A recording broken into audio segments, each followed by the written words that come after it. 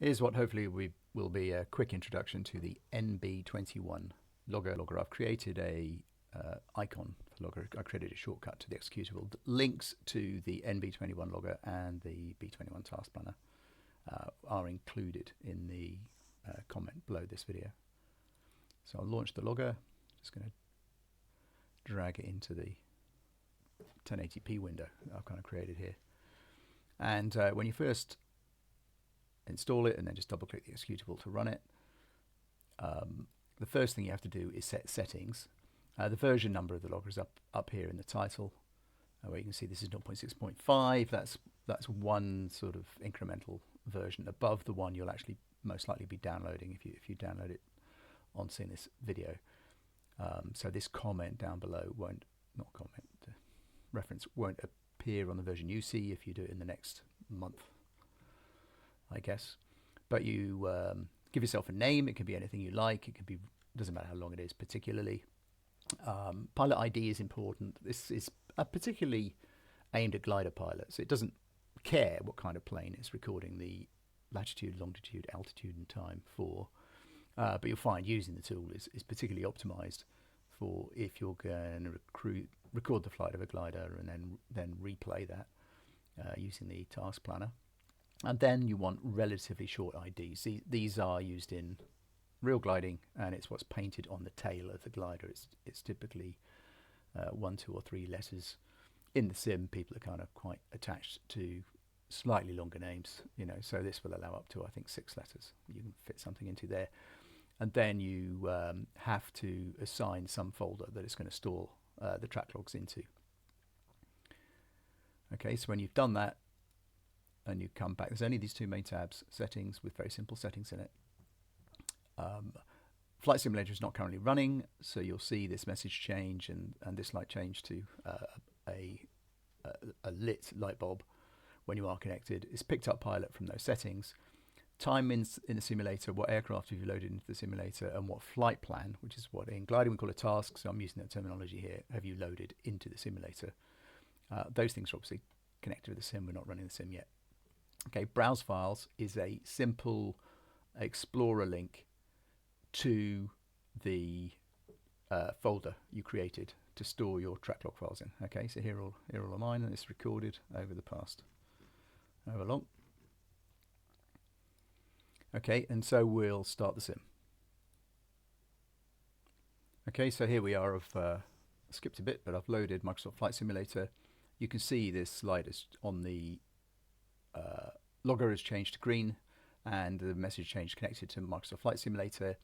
It's picked up the sim time. That's the time in the game, in the sim, 11th January 10:12, which coincides with my local time.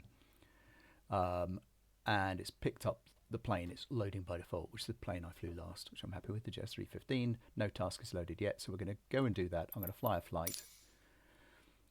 There's the JS315. I'm going to change the date to June. It's always nice to fly a glider in June or July the 1st. We flew this. We have multiplayer flights. I guess I'll link to that Discord as well. We've got a very active multiplayer community for gliders. I'll link to that in the notes.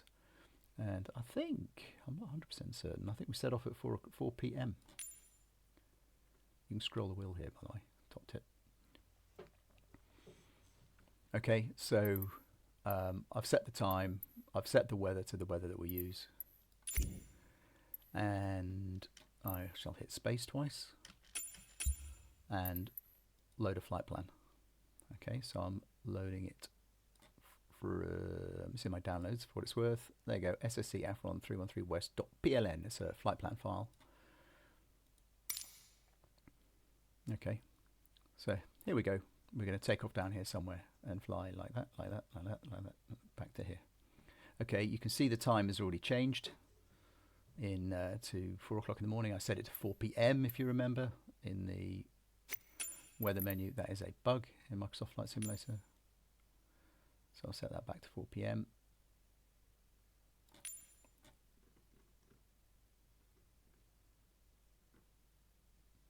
Still July the 1st. Still this weather preset, which is one of our custom presets. Okay, and this is still saying 4 p.m. Okay, can you see the time is up here as I'm changing the time in here? This, which is continuously reading data from the sim, and that includes the local time.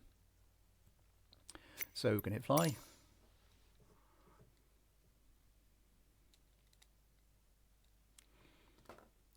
And when we load into the sim, you'll see this message on the logger. This is, I guess, the point of this video is intended to be mostly about this logger. That will change to recording, and this green light will start blinking. So there's a few reassuring pieces of information on here. If you're limited to a single screen light, so what I'm pretending here is I've got one 1080p monitor in this window. I've actually got 3 4K monitors. But if you are limited for screen real estate, say you're using a single 1080p monitor, this compact up here, if you can see it written on in the logger, means you can just simply change the layout of the logger. So you still see it's connected, but it's just taking up less space on your screen. And you don't have to have it in the foreground, obviously. You can have the flight sim in front of it. But with plenty of real estate like I've got, it's convenient for me to have the logger displayed permanently in the foreground, in front of the sim, you know, so up on one of my side windows. Okay, so here we are in the sim. I'm just going to launch, ready to fly, power up the panel. We have Jimmy holding our wing there. What I do is waggle the rudder. Jimmy will give the tow plane a wave. Turn the brakes, and off we go.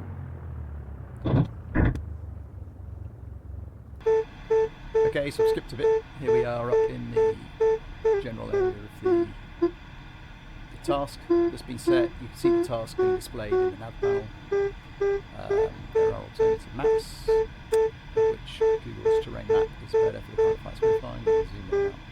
This isn't a video about you know, the glider. This is about the logger. But you'll see I've done other videos about flying some of these planes.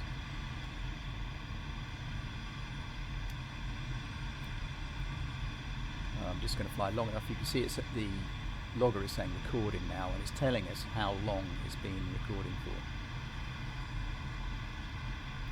Just as a reassurance of where if the sim glitches, you know, it can cause the recording to get reset. When you quit the sim, it will automatically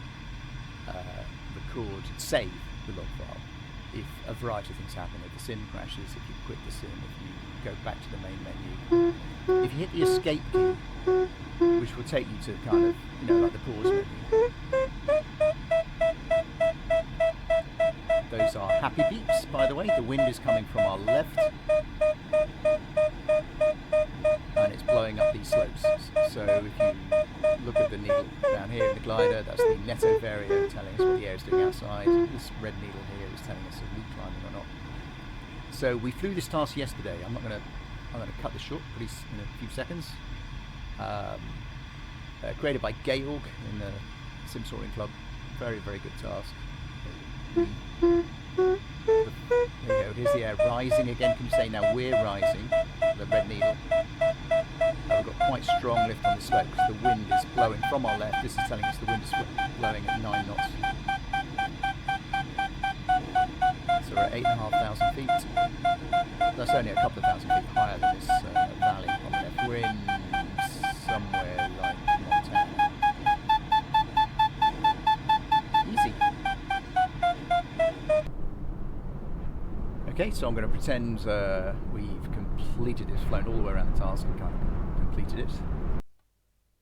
I've hit the escape key in the simulator, and so Microsoft Flight Simulator pauses. The logger actually detects that, and it saves a version of the file. So at this point, it's only 3 minutes and 5 seconds long. It's still in recording mode because it just thinks you're paused. It's not actually creating new data, but it's still sitting there overall in pause mode. If you resume, the logger will carry on from where it left off.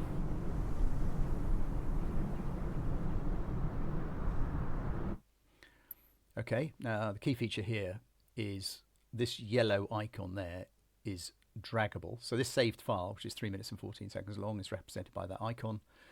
If you bring up the this is the B21 Task Planner, where you can display Microsoft flight plans, and actually you can display flight logs as well, track logs. If I drag this track log into the planner,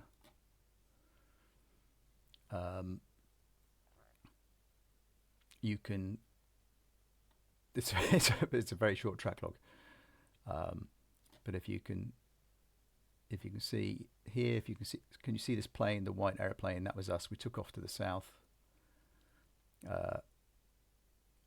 There's the track log of us flying around. And more usefully, if I'll reset everything and browse files and go to my actual track log from yesterday. Oops, that didn't do what I meant it to do. I'm going to drag and drop it into here. Sorry, I double clicked it, which opened my editor.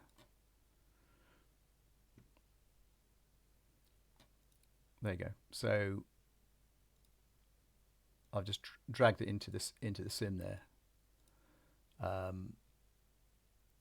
and you can see that there's my complete flight around the task.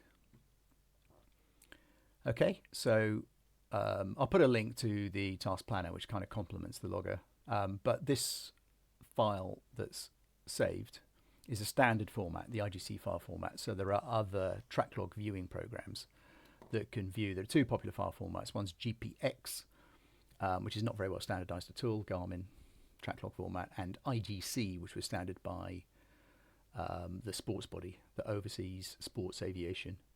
And it's a much more comprehensive kind of flight format. So it is used in gliding competitions, obviously depend on it a lot. But you can put a lot of information in there, so we do. Okay, so that in a nutshell is what the logger does for you.